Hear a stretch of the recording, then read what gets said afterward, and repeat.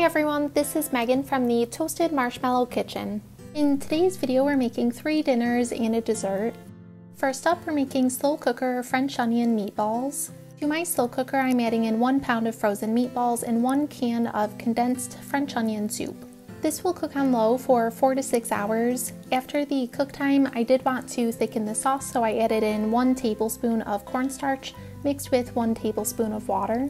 This cooked on low as I boiled some egg noodles over the stove. Now that the egg noodles were cooked through, dinner was ready to serve. This is perfect for those nights where you really don't feel like cooking.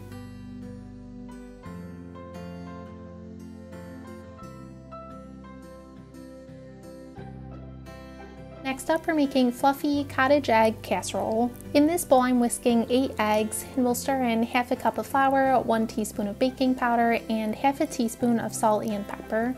Next I'm stirring in 2 cups of shredded cheddar cheese and 1 3/4 cup of cottage cheese. Once this is mixed well, it will get poured into a greased baking dish.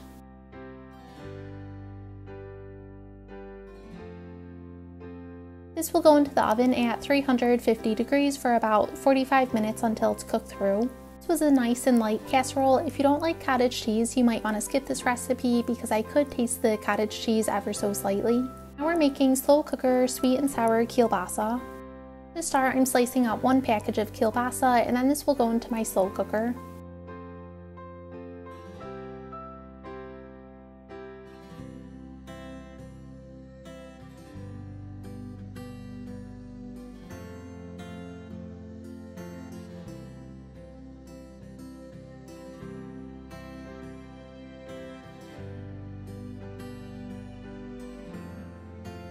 Cutting the recipe in half, so I'm only pouring in half the container of this chili sauce.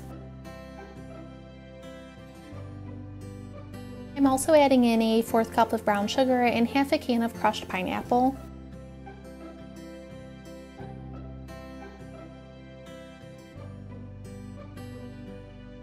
This will cook on low for 4 hours.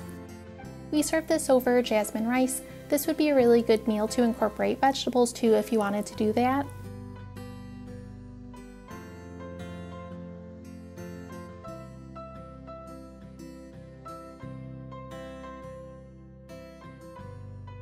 For dessert, we're making cake dip.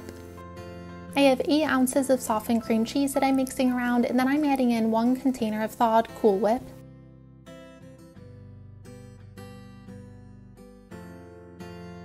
Once well combined, I'm mixing in 1 teaspoon of vanilla.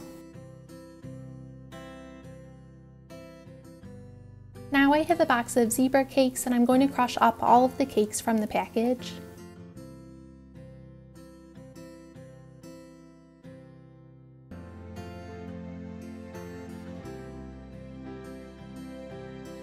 Next I'm adding in some sprinkles, but that's optional. I only have Halloween and Christmas sprinkles, so I opted for the Christmas ones.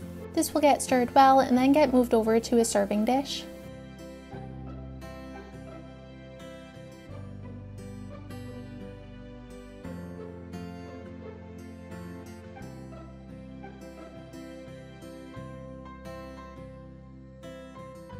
I topped this with more sprinkles and then it went into the fridge overnight.